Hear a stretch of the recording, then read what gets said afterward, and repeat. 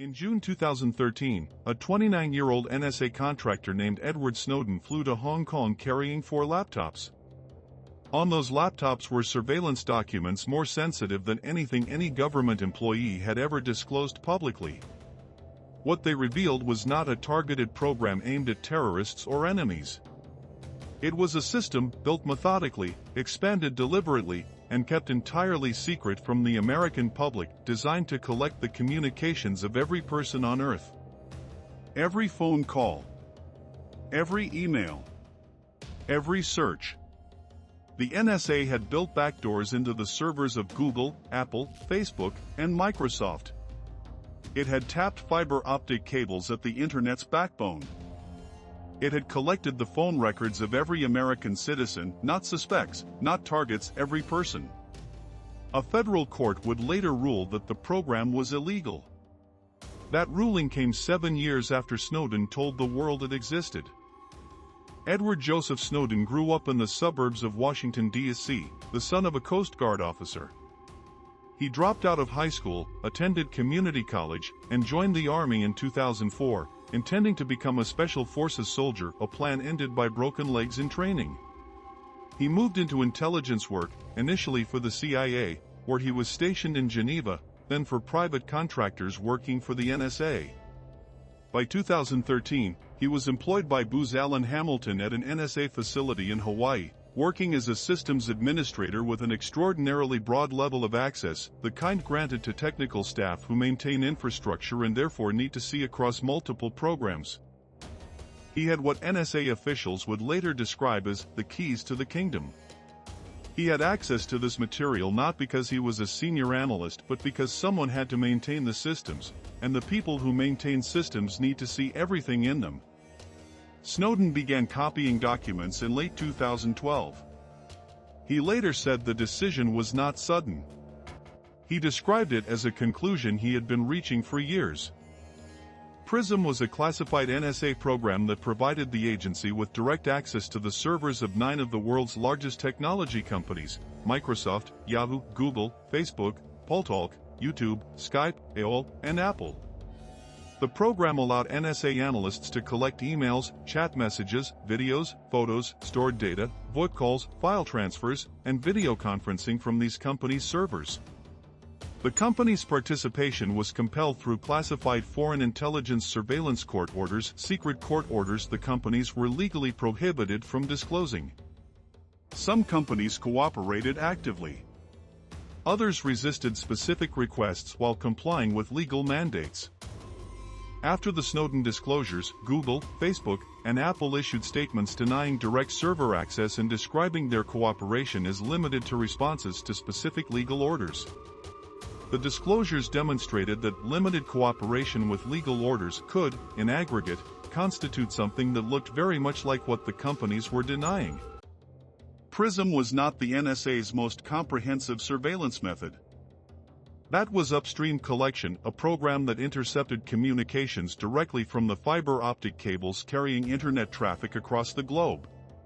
The NSA had installed surveillance equipment at key junction points in the Internet's infrastructure, the physical cables through which vast proportions of global Internet traffic passes. This equipment copied all traffic passing through those junctions for NSA analysis. The scale of upstream collection dwarfed PRISM. Where PRISM collected from the servers of specific companies in response to specific legal authorities, upstream collected everything that moved through the cables it tapped, sorting and filtering after collection rather than before. The legal authority for upstream collection was Section 702 of the Foreign Intelligence Surveillance Act, a provision that permitted collection of foreign intelligence from American communications infrastructure without individual warrants, provided the target was a non-American outside the United States. The communications of Americans were collected as incidental to this targeting. Among the Snowden documents was a training presentation for a program called XKeyscore, described internally as the NSA's widest-reaching intelligence collection system. XKeyscore was essentially a search engine for human communications. Analysts could enter search terms, a name, an email address, a phone number, a location, and retrieve collected communications matching those terms from a rolling database updated in near real time. The presentation included training slides showing NSA analysts how to search for all PGP, encrypted email, usage in Iran, all documents in Germany that reference Osama bin Laden, or all users of a specific IP address. The database included emails, chat sessions, browsing histories, search queries, and metadata from NSA collection systems globally. The training material stated that an analyst could enter a selector and read the emails of nearly anyone, that Xkeyscore provided access to virtually any target's internet activity without any additional authorization beyond the analyst's own judgment about whether the search was within guidelines. On March 12, 2013, 3 months before Snowden flew to Hong Kong, Director of National Intelligence James Clapper appeared before the Senate Intelligence Committee. Senator Ron Wyden of Oregon asked him a direct question: does the NSA collect any type of data at all on millions or hundreds of millions of Americans? Clapper answered, "No, sir. Not wittingly." This was not a misstatement or a matter of interpretation. The NSA's bulk collection of every American's phone records, a program in which hundreds of millions of Americans' call data was collected daily, stored for 5 years, and subject to query, was operational, had been operational since 2006, and Clapper knew it. Snowden later said in interviews that watching Clapper testify on video was the moment he became certain that nothing would change through normal channels. The person whose job was to oversee the intelligence community's compliance with the law had just lied about the intelligence community's compliance with the law to the committee responsible for overseeing it, and nothing happened. Snowden contacted journalist Glenn Greenwald and filmmaker Laura Poitras through encrypted channels in late 2012, identifying himself only as a senior intelligence official with access to significant classified material. Both had extensive experience with security-conscious communication. Snowden's operational security during the preparation and handoff was meticulous. He used Tor, encrypted email, and tradecraft developed partly from his own professional training. He flew to Hong Kong, checked into the Mira Hotel, and met Greenwald and Poitras in his room, where he introduced himself in person for the first time. The Guardian published the first PRISM story on June 5, 2013. The NSA identified Snowden as the source within days. He applied for asylum in multiple countries. The United States revoked his passport while he was in transit through Moscow's Sheremetyevo airport. He has lived in Russia since June 2013, initially stranded by the revoked passport, later granted residency and citizenship. The most diplomatically damaging Snowden revelations involved American surveillance of allied governments. The documents revealed that the NSA had monitored the communications of 35 world leaders, including Angela Merkel, whose personal mobile phone had been under NSA surveillance for over a decade. Germany's response was the most severe. Merkel called President Obama directly. "Monitoring friends is unacceptable," she said. Germany expelled the CIA station chief in Berlin, a highly unusual diplomatic action against an ally. The Brazilian government, whose President Dilma Rousseff also had her communications monitored, canceled a state visit to Washington and delivered a condemnation of American surveillance before the United Nations General Assembly. The French government, the Mexican government, and the Spanish government all formally protested.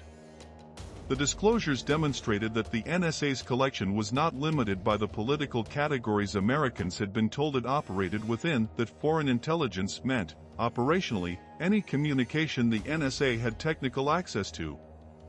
In May 2015, a federal appeals court ruled that the NSA's bulk collection of American phone records was illegal, but the provision of the Patriot Act the government had cited as legal authority, Section 215, did not in fact authorize the program. The court's opinion was significant. It found that the program Snowden had revealed, which the government had defended as legal for 2 years, had never had valid legal authorization. In 2020, a federal appeals court went further, ruling that the bulk collection program was illegal and that the government officials who had approved and defended it had committed unlawful surveillance. The NSA program Snowden revealed was illegal.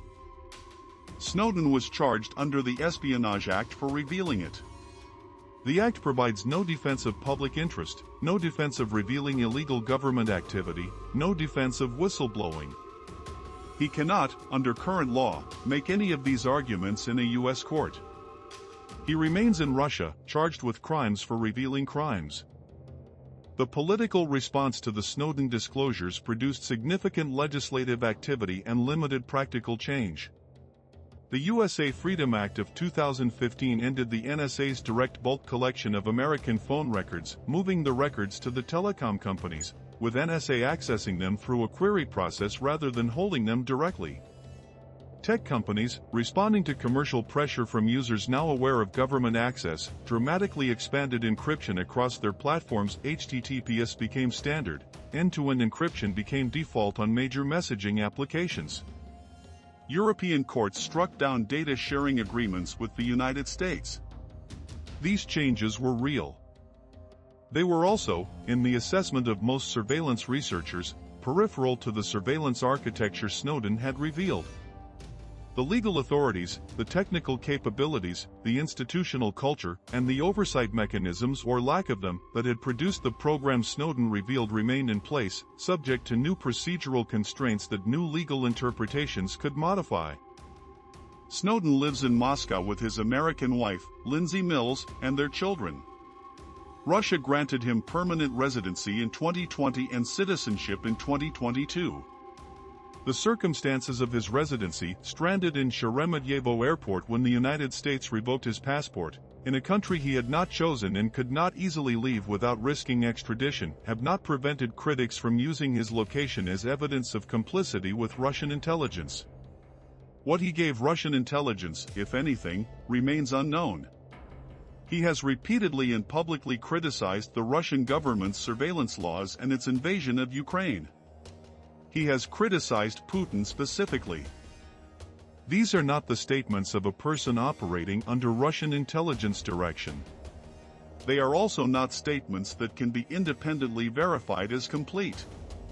What is verifiable is that the surveillance programs he revealed were real, their legal authority was subsequently ruled insufficient by federal courts, and he lives in the country he did not choose because the country he came from charged him with crimes for revealing its illegal programs.